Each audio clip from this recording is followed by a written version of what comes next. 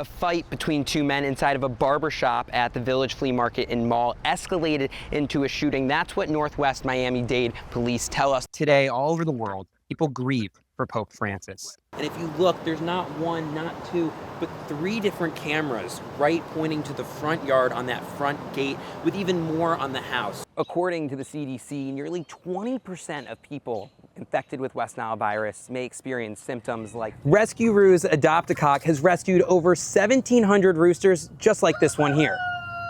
People that frequent this park say that they believe it might now be dangerous. And how do you make sure that you're using it in a way that is optimized for your success? Well, I think there's 2 ways to use it, right? We talk about the prospect of cheating with AI. So there's using AI to help your learning and your independent learning, and then there's using AI to flat out just write your essay or do all the research for you. If you're looking for a more spiritual connection to USC, religious organizations are helping families find meaning and community.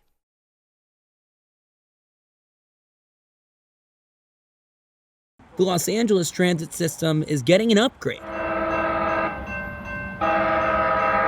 But it's what the train is bringing to towns like San Dimas that has sparked major controversy. Gavin Newsom has just signed California Senate Bill 79 into law. SB 79 allows developers to build up to 9 stories near major transit stops to boost affordable housing and decrease car dependence.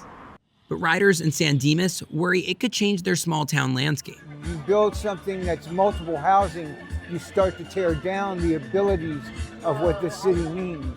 And that concern stretches far beyond the suburbs. Among the cities opposed to SB 79, Los Angeles and Beverly Hills, where the mayors and city council members have publicly criticized the law. Sacramento hijacking local planning, stripping away neighborhood voices, ignoring safety and infrastructure, and handing the keys over to corporate developers. The bill was authored by a Northern California state senator, a point that has frustrated many Southern California politicians. A real estate litigator and member of the Beverly Hills Chamber of Commerce says the pushback isn't just about housing. It's about losing local control. It's basically saying to local governments to get out of the way and let the state and let transit authorities build housing. So it's creating a lot of resentment. The law's supporters, including its author Scott Wiener, argue it's the only way to tackle the housing crisis. What we don't spend enough time talking about is where do we want to build more housing. Nair says the true impacts of SB 79 are still unclear. But what is clear is there will be local resistance in some places which could slow down building affordable housing. For Annenberg Media, please stand clear. The doors are closing. I'm Stephen Knobel.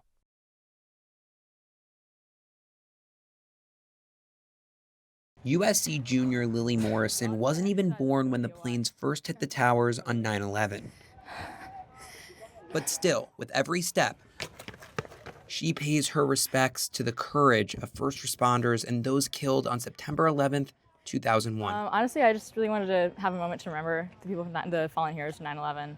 Hundreds of students, USC ROTC, and faculty have come out today to climb 110 flights of stairs. That's the height of the Twin Towers. You need to complete 18 full flights of stairs. So today is 9/11 and we are hosting a stair climb by the Joint Assembly of Military Associated Students. And we finally got to come to the Coliseum to climb up 2,071 stairs in honor of the lives that were lost on 9/11. There's still a lot of triage happening, a lot of bodies. For Eddie Marquez, a first responder at the Pentagon on 9/11, the memory is vivid. You feel sometimes that people forget about the important stuff that were important to you during your time. And the fact that they're doing that, it's, what an honor and how cool is that, But for many student climbers, it's not a memory at all. Even though I wasn't alive at the time of 9/11, you still remember the things that happened. You still live with the people who have to face the impacts of it every day. Though they only know the attacks through news reports and videos, this generation has made remembering 9/11 part of their own responsibility. We're a nation. Our memories don't start and end with just me. From the beginning of the country almost 250 years ago, we have a long history that we really want to support, defend, and uphold to make sure that we are able to believe in what we do and be able to fight for our future as well. And today, the message rings clear with every step: to never forget. For Annenberg Media, I'm Stephen Knobel.